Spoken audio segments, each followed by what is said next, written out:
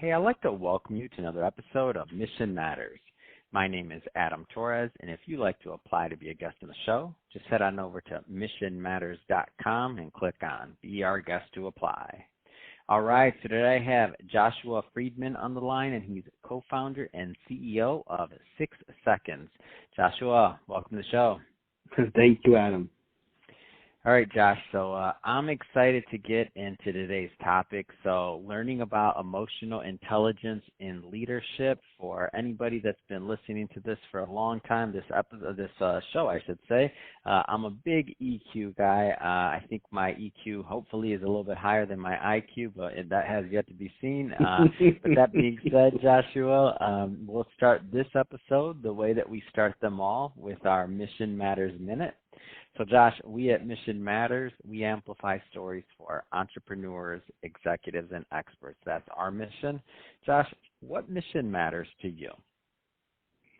Well, at 6 Seconds, we're working to increase the world's emotional intelligence. And I'm afraid to say we're not making enough progress. What our data shows is that emotional intelligence over the last decade has gone down. And in many ways, we see this in the headlines. People are divided. They don't communicate well. We have great resignations happening. We have all kinds of challenges that we're facing in our workplaces and our communities. And unfortunately, we're seeing a lot of people suffering and struggling. And there's an opportunity here to figure out how we work with people and get our companies and our communities and organizations working together better. And when we start to develop the skills of emotional intelligence, what we see is that all kinds of outcomes improve. We get better retention of employees, we get better customer relationships, we get higher quality of life, and we're more effective, and our companies are more profitable. And we've been researching this for 25 years. We have tons of data that shows in all kinds of sectors all over the world, you get what you measure. And when you start measuring the skills of emotional intelligence and really committing to embed and grow those in your organization, you get better results. And by the way, that also applies in schools and in community organizations and religious organizations, as well as in businesses. This is this skill set that really unlocks the human capacity to flourish.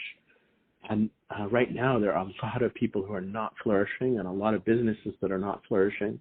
And I think we're wasting some of that essential goodness of our human experience. And I'd love to see us change that. And I know that these are skills that are measurable and learnable. They're based in science. And when people grow them, results are better. It's awesome. And speaking of data and like how many of these assessments have been done? I mean, and I know you're in literally over 100 countries. Give us some of the data on just on 6 Seconds reach. Well, we work in 200 countries and territories. Our biggest project is actually in partnership with UNICEF World Children's Day, which is the largest emotional intelligence project in the world, as far as I know. Wow. All over the world, with thousands of volunteers that every year bring these skills to kids. In addition to that, we have certified practitioners in 150 countries. We have offices and partners in over 50 countries, and our assessments are in 30 plus languages. So it's fascinating. I had no intention that we would be working all over the world. Yeah, and I ask you that question because for those that haven't spent or given too much, that don't really know this space.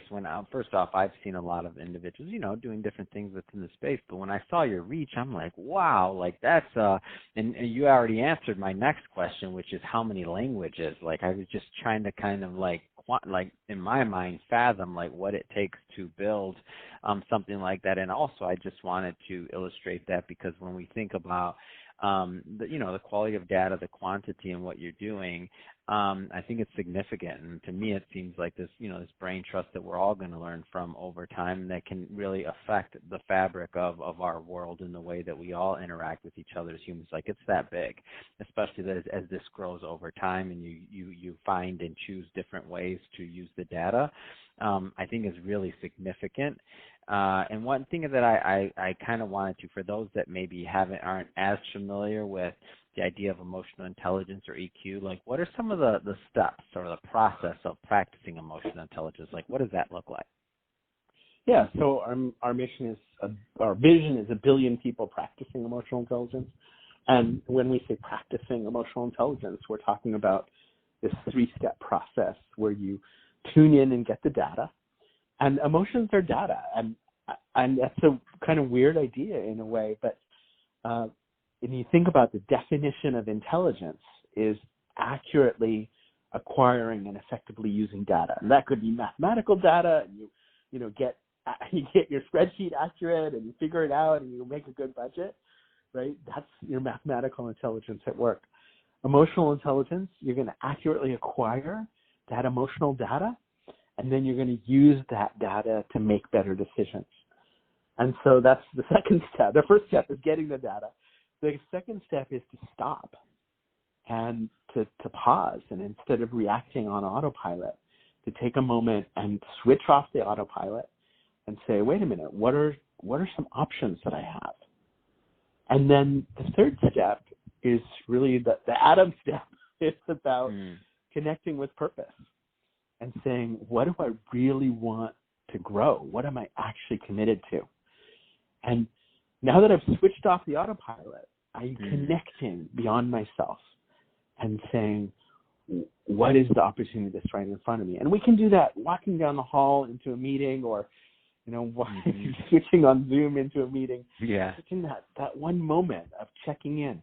What am I feeling? What are my options? What do I truly want? So Josh, a lot of business owners, entrepreneurs, and executives that listen to this show, and they're always looking for, tips or tricks or just ideas on how, they can improve their business. So what are some practical tips on how business leaders can use EQ to maybe motivate employees, make good decisions? I mean, growing sales, that's always a big deal. And I guess ultimately, we're all looking to transform our organizations, right? So what are some practical tips? Well, first of all, I said earlier, you get what you measure. Yeah. And I think, in most organizations, we're measuring KPIs around, the number of certain activities that we're doing. And I don't know, if we're doing a good job measuring those things and focusing on those things, we're probably, getting some results in those spaces. I don't think that most organizations are doing a very good job measuring things like trust and our ability to grow trust and our connection with teams. As you think about your own leadership team and the people who report to you or the people that you show up with as a team, is it really a team? Or is it a group of people that are all working in the same, for the same person? So measuring those things allows you to put it on the dashboard. And I don't want to, just be a straight up commercial here and say, I like commercials. No, we're looking for tips. No, that's not. You're not. Our business owners want tips. They want value. We wouldn't have brought you on the show. I want the commercial. What do we do, man? Help us. Go ahead. So we publish the best emotional intelligence assessment in the world. It's incredibly practical. It gives you profound insight into yourself and into your people, and it allows you to figure out what are the capacities that you need to strengthen and that you need to help your team strengthen. And then we publish a set of measures around what we call organizational vitality. And so, for example, we measure the trust in teams. And if you aren't sure what the level of trust is in your team, it's time for you to find out and make sure you have enough to accomplish the goals that you have. And if you don't, then we can show you how to grow that. No, that's great. And tell us a little bit more about the platform and how it works. I'm curious. So we know what you're doing, obviously, but like the user experience specifically, like how hard is this to use? Like how hard is this to integrate into the organization? Like give us a feel for that. Right. So we have a lot of case studies that we've published around what how different kinds of businesses have gone about integrating emotional intelligence. Mm. And what I would say is it's really easy to get started, and it's not easy to master. So good news, bad news, right? The research that I've done is it takes about 4 years to really integrate these skills yourself. And I know that's kind of daunting to say, okay, yeah, right, right. You want me to work on this for 90 days? No? Oh, 4 years. Yeah. I actually would say, like, I've been working on this for 25 years, and I feel like I'm starting to figure out my emotional intelligence. But it's easy to start. And we've seen in just like a 90-day program, for example, with a group of IT managers, they all took the assessment. They had some one-to-one debriefing and coaching, a little bit of training, and emotional intelligence scores went up around 10%. And a 10% increase in emotional intelligence scores, like at our case study at FedEx, when people increased around 10% in emotional intelligence, they started to see massive improvements in their relationships and their effectiveness, and also in employees' quality of life. That's great. It's a great story, and it's one that I just feel like it's big. It's big long term. It's one of those things that I'm excited to continue watching you on that journey, because I know you're already millions of assessments in. And when you talk about the goal of 1 billion, I'm like, oh man, so many languages, so many things to do. You got some work ahead of you. So, so that being said, Josh, if somebody is listening to this and they want to connect with your team and they want to learn more about the assessment overall, I mean, what's the best way for them to do that?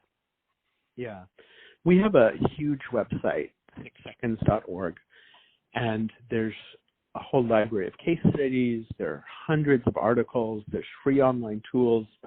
We have lots of different kinds of e-learning programs. And then when you want to go into more depth, certification programs for people who are in the space of learning and they want to really embed this into their work as coaches, consultants, transformational leaders. And then a large network of people all over the world who are able to help you as an individual leader, as somebody who's saying, I want to do this in my organization. We have partners all over the world who are available to you. So 6seconds.org, you can get lost there. One thing that I will mention is that we have a bunch of different research reports that we put out. I mentioned earlier, State of the Heart is our emotional intelligence data that comes out every couple of years that shows the trends. And I think that's going to be super interesting for people. And then for all of you in business, we publish a study called Vitality. And the Vitality report is coming out right now for 2022. And it's going to blow your mind about this data about what makes teams actually work. And it is not what you think. I can't tell you yet because it's still embargoed, but I'm just like, oh, this is so good. Really Man, come on. Now you have me all excited, and you're like, oh, you're killing me here, Josh. I'll come back on the show for that one. Oh, man, that's awesome. No, that's great though, seriously. And we'll put put the website and all that good stuff in the show notes, and so that our team can so our audience can just click on the links and head right on over. And speaking of the audience, if this is your first time engaging with the Mission Matters platform or listening to an episode, just to let you know, we're all about bringing on entrepreneurs, executives, and experts and having them share, why they do what they do, how they're doing it, what we can all learn and benefit from the content and grow together. If that's the type of content that sounds interesting or fun or motivating to you, we welcome you. Hit that subscribe button, because we have many more mission-based individuals just like Josh coming up on the line, and we don't want you to miss a thing. And Josh, really, it has been a pleasure. Wishing you much more continued success, and thanks again for coming on the show. Thank you, and thanks everybody for listening.